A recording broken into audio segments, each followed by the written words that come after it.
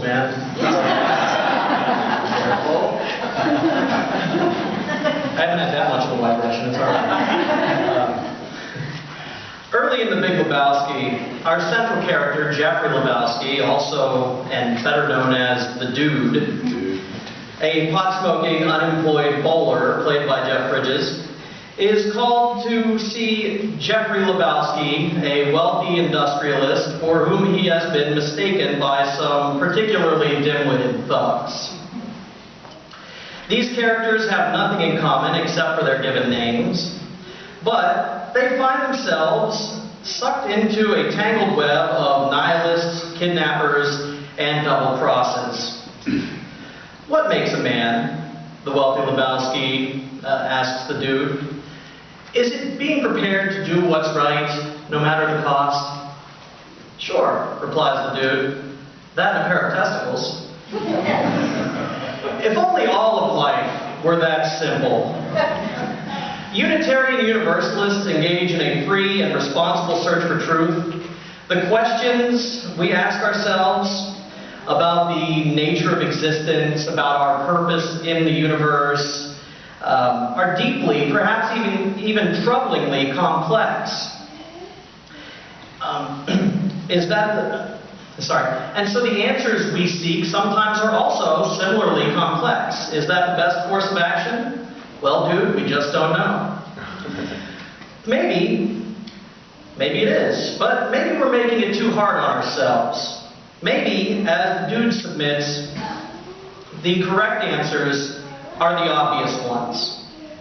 Now, I want to start today's sermon by saying that I realize that some of you may not have seen this film, and I understand that this might put you at somewhat of a disadvantage today.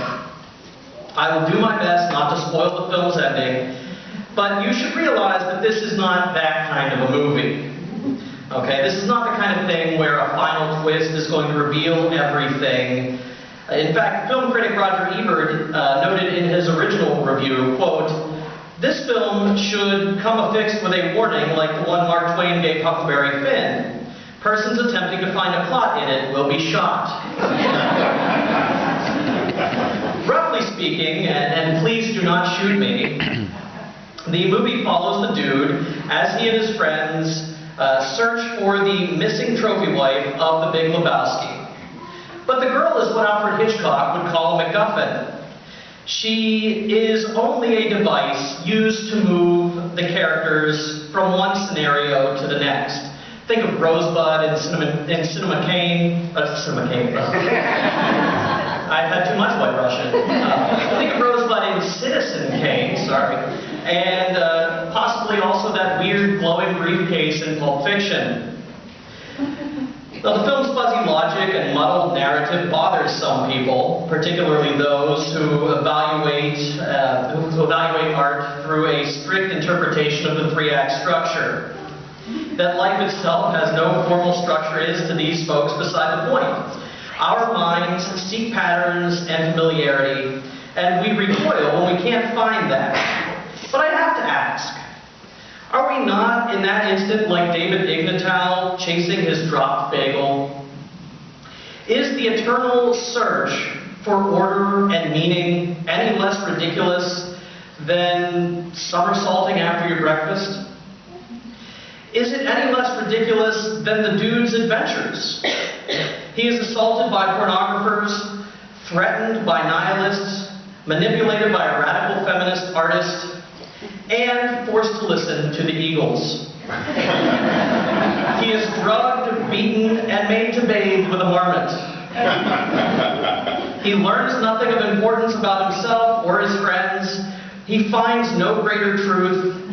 He does not change.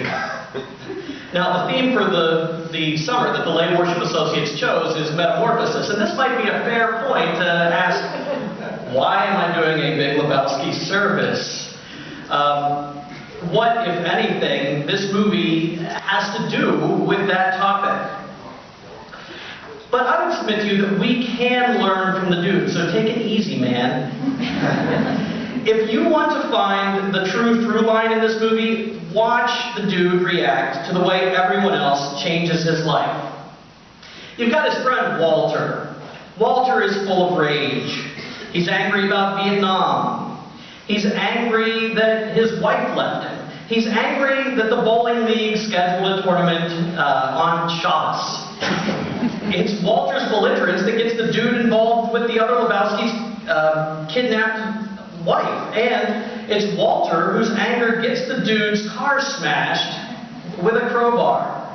And it's Walter who pulls a gun out over a bowling foul, jeopardizing the team's chance of making it into the finals. And then there's the big Lebowski himself, a wealthy man whose charity foundation aids inner-city children, but who has no relationship whatsoever with his own daughter. His wife is a teenager who cares only about his bank account.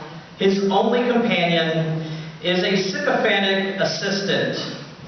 No one in his life is there for anything other than money.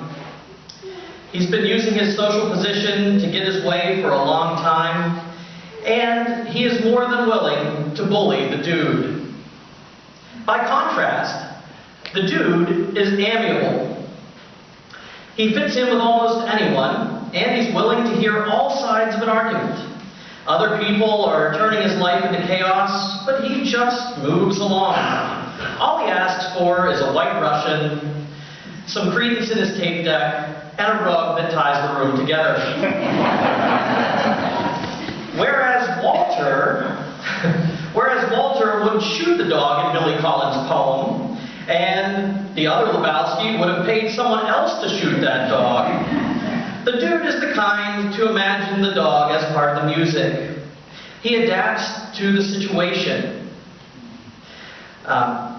His problems are solved not by force or coercion, but with a simple mantra presented here in its TV edited form.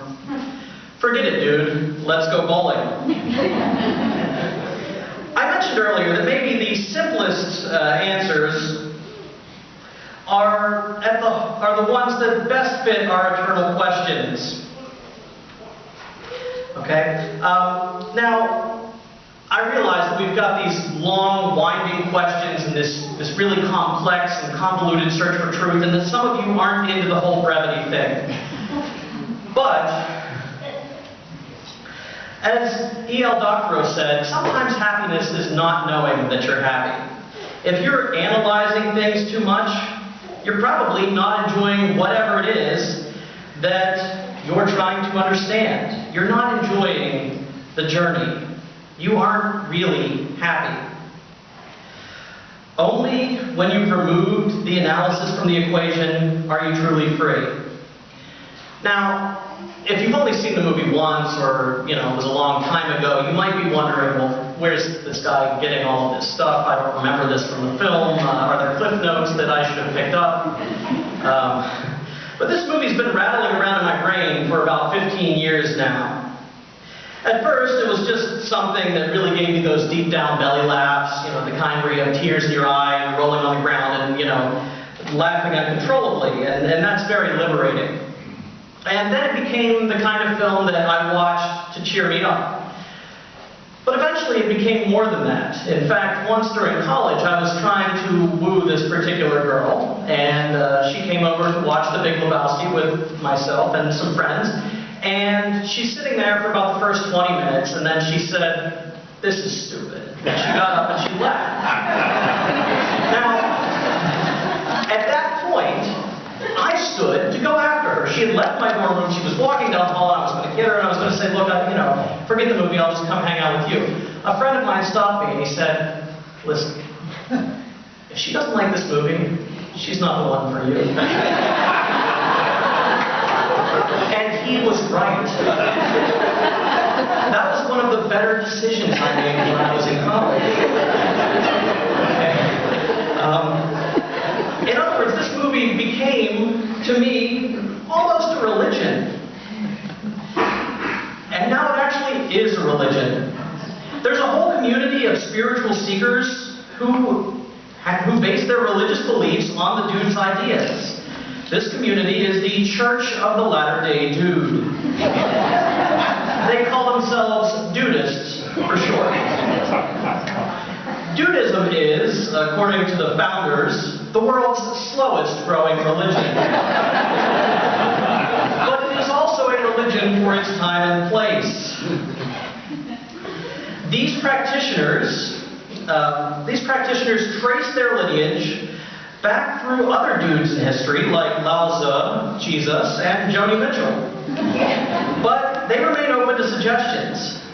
The key statement of their religious belief is, that's just like your opinion, man. And they have ordained over 200,000 Dudist priests, including me. So I'm available for weddings. I've been trying to get people to call me for weddings, and nobody has. I just want to use the pulpit for that for a moment. Their website boils Dudism down to the following simple notion. The idea is this. Life is short and complicated, and nobody knows what to do about it. So don't do anything about it. Just take it easy, man. Stop worrying so much whether you'll make it into the finals. Kick back with some friends and some oat soda, and whether you roll strikes or gutters, do your best to be true to yourself and others. That is to say, abide. Yes, abide. At the end of the film, that's how the dude describes his life. The dude abides. He knows that sometimes you eat the bar, and sometimes, well, the bar eats you. You drop your bagel, the neighbor's dog will not stop barking, and it's the 9th and you've forgotten to pay your rent. You can be like Walter and flash a piece out on the lanes, or maybe you could drive around in your limo angrily demanding that others fix your problems. Or you can be like the dude and just be. Now, I can imagine that some of you are wondering how this might fit in with the Unitarian Universalist beliefs regarding social justice. Is Dudism saying that we should not try to make the world a better place? Of course not. It's about being true to yourself, about not allowing outside influences to bother you. You follow your interests and do the best you can. You may or may not change the world. The dude may or may not make it into the finals. But don't worry about the outcome. Again, stop overthinking it. If you're true to yourself, you are making the world a better place. After all, even if his major life accomplishment was working as a roadie for Metallica, the dude was not a nihilist. Say what you will about the tenets of Dudism, but at least it's an ethos. So, metamorphosis. Should we change and become more like the dude? I'm trying. This is my spiritual journey, to take her easy. To not let the notions of, or the actions of nihilists or reactionaries make me do something that is undue. Do I think that the rest of you should be roaming around in bathrobes, a beverage always in your hand? If you want to.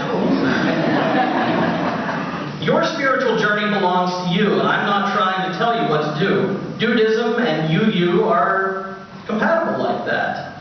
But I'm here if you need me, and I can make a white Russian, and so can Tony Bonta. If you find yourself cracking under the pressures of expectations from those around you, forget it, dude. Let's go bowling. In closing today, I just wanted to thank all of the very talented musicians who were involved today. They did a great job.